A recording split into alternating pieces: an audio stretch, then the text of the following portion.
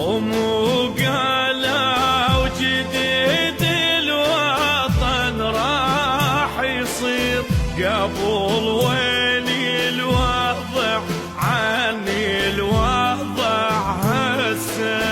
قبل خمسة وحدة وكلهم يعزون هسه بكل زقاق وكل فرع خمسة قبل ما ننسى ميت لا تمر سنين وهسه الصبح ندفن والعصر